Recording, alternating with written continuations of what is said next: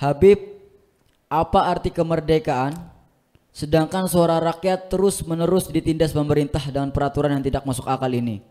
Apakah boleh rakyat melawan pemerintah? Ada hadis Nabi yang cukup panjang, hadisnya sahih. Alaikum bisam'i wa ta'ah. Hendaknya kamu harus tunduk dan patuh, ya, kepada penguasa. Tunduk dan patuh selama tidak memerintah, menyuruh kita maksiat. Tunduk patuh. Sampai kapan ya Rasul? Batasannya mana ya Rasul? Nabi memberikan batasan. Wa in akhadha malak wa daraba dhahrak. Walaupun penguasa tadi mengambil hartamu dengan zalim.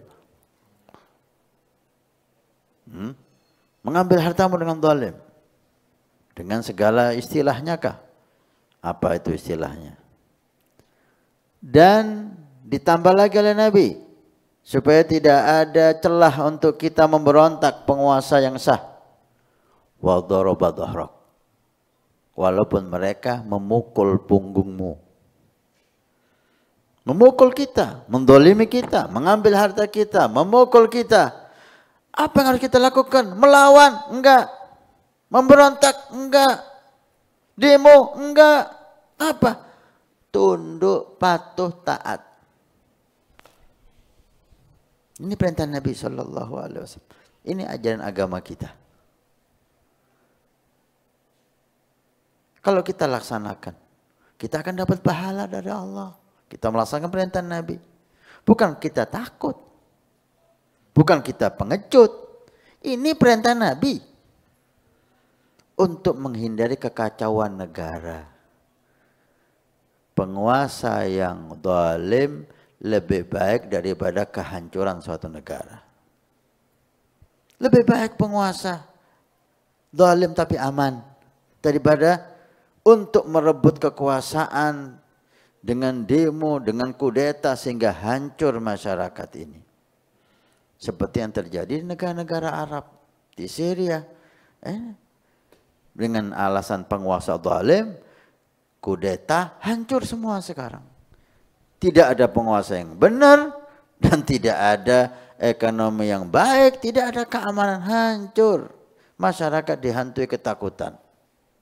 Maka untuk menghindari keadaan yang lebih parah, kita disuruh sabar oleh Nabi Shallallahu Alaihi Wasallam.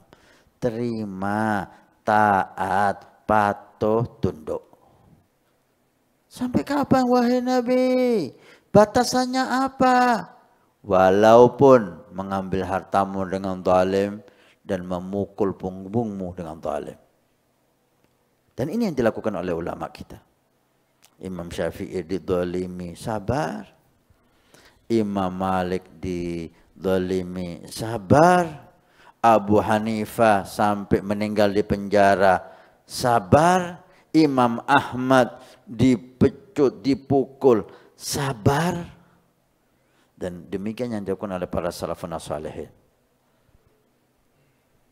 Mereka punya pengikut besar.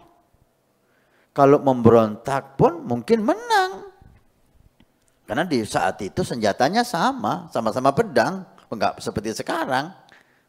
Ya kan? Pemerintah, penguasa punya senjata, bom, tank, pesawat, ini itu. Rakyat enggak punya. Di saat itu senjatanya sama-sama pedang. Kalaupun memberontak, kemungkinan menang ada, mungkin besar, tapi enggak mau. Memilih sabar, patuh, taat. Dizalimi dengan kezaliman yang luar biasa, sabar, patuh, taat. Kenapa? Mereka lebih menjaga keamanan negeri. Ini yang mahal. Di zaman Yazid putra Muawiyah, Yazid dikenal orang yang fasik. Tapi dia memaksa dirinya jadi khalifah dari orang tuanya sahabat Muawiyah.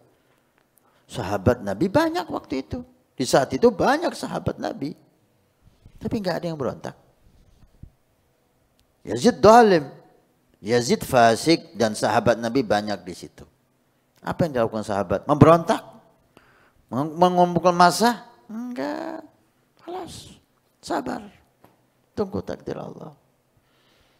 Padahal sahabat Nabi banyak di saat itu. Sehingga terjadi sampai terbunuhnya Imam Hussein. Imam Hussein enggak memberontak. Imam Hussein ke Kufah mengikuti permintaan pengikutnya yang mengaku-ngaku cinta kepada dengan cerita yang panjang. Alhasil mayoritas sahabat di saat itu semua sabar. Ada Abdullah bin Abbas, keluarga Nabi, bahar hadil ummah, lautan ilmu ummah, sabar. Demikian para ulama kita, para solihin kita. Kita nggak ngerti ajaran dari mana yang mengajak orang untuk kudeta ini dengan penguasa zalim, penguasa zalim, penguasa zalim. Kita diajarkan dengan penguasa zalim itu sabar, tetap patuh, tetap taat. Mohon sama Allah untuk dirubah. Kita berdoa, melawannya dengan doa. Maka ada riwayat yang bagus ya, karena kita ini kadang-kadang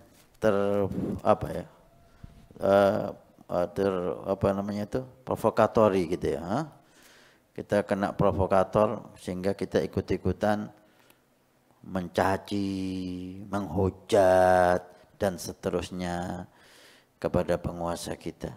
Yang itu melanggar sunnah Nabi SAW.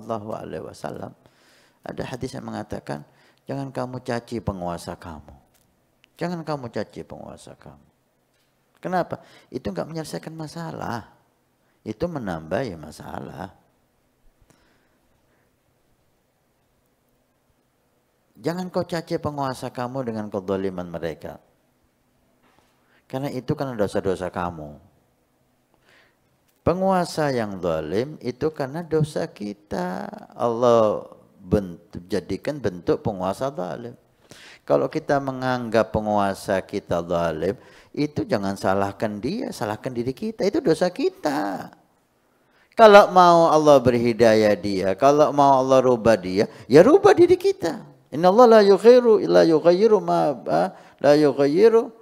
ma bi anfusikum. Apa itu? Innallaha la yughayyiru ma bi qaumin hatta yughayyiru ma bi anfusikum. Allah enggak mau merubah keadaan seseorang kecuali kita merubah keadaan kita. Ayo kita tobat. Kalau kita menganggap penguasa itu zalim, ayo kita tobat. Ayo kita sholat. Ajak umat ini semuanya sholatnya jaga, maksiatnya jaga. Allah akan merubah penguasa. Allah akan memberi hidayah mereka. Allah atau menggantikan. Jangan ikut-ikutan orang yang punya kepentingan. Kadang-kadang kita nggak tahu penguasa kita. Kita nggak kenal persis penguasa kita. Kita nggak paham tentang penguasa kita. Kita ikut-ikutan orang-orang yang punya kepentingan. Saya mau tanya kepada semuanya. Adakah penguasa dari zaman merdeka sampai saat ini? Berapa banyak? Sudah berganti mulai Soekarno. Habis Soekarno siapa? Soeharto. Habis Soeharto. Habibie itu berapa tahun atau berapa lama. Kemudian Gus Dur, ya kan? Habis Gus Dur, Megawati, habis Megawati, SBY, ya. Kemudian Jokowi, sekarang Prabowo. Adakah mereka yang selamat dari mulutnya orang-orang ini? Gak ada. Gak ada yang benar. Kenapa? Karena yang mencaci itu orang yang berkepentingan. Dia ingin jadi penguasa. Jadi dibeberkan kesalahan-kesalahan namanya orang. Siapa yang nggak lepas dari salah? Dibeberkan kesalahan-kesalahannya untuk membuat suasana itu kacau. Dan sayangnya kita orang seperti saya Dan Anda yang awam, nggak tahu persis keadaan, ikut-ikutan mencaci. Padahal kita nggak tahu apa yang terjadi. Kita dapat informasi dari YouTube, dari Facebook, dari ini, dari grup WA. Langsung kita seakan-akan melihat dengan mata kita sendiri. Kita caci maki. Kita terprovokasi dengan mereka yang punya kepentingan. Mereka duduk manis nunggu keadaan kacau. Inginnya mereka jadi penguasa. Udah inilah dunia, udah jangan ikut-ikut berebut. Kalau saya punya nasihat, udah nikmati hidup Anda dan keluarga Anda. Ini apakah kita tidak memperhatikan negeri kita? Apakah dengan mencaci Anda memperbaiki negeri Anda? Apa enggak tambah bikin masalah? Ingin memperbaiki negeri, ibadah, taat sama Allah, makmurkan masjid, makmurkan majelis, jadikan masyarakat itu taat sama Allah dan Rasul. Ini memperbaiki negara, ini cinta tanah air. Karena dengan masyarakat yang mayoritas beribadah dan beriman akan turun barokah. Walau anna ahlal qura amanu wa taqaw la fatahna alaihim barakatin minas samai wal ard. Jika mayoritas umat ini beriman dan bertakwa, maka aku buka berkah dari langit, aku buka berkah di bumi. Kan nggak bisa kalau penguasanya zalim, Ustaz. Siapa yang bilang nggak bisa? Berapa banyak zaman penguasa zalim masyarakatnya mukminin, muttaqin, sholihin. Banyak. Jangan kita merubah penguasanya, baru merubah rakyatnya.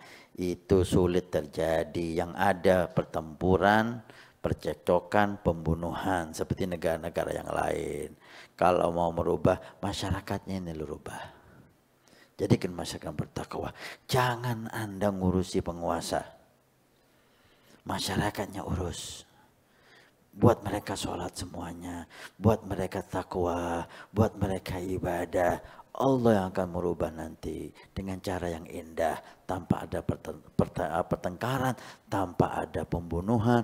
Udah, jangan kita diajari hal yang salah.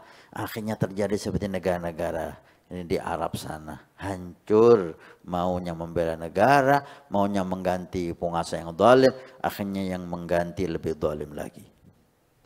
Orang berebut. Ini orang berebut. Jangan kita ikut-ikutan. Dan nasihat untuk saya dan semua yang ingin memperbaiki negeri ini, masyarakat ini didik, masyarakat ini sadarkan agamanya. Insya Allah yang akan merubah.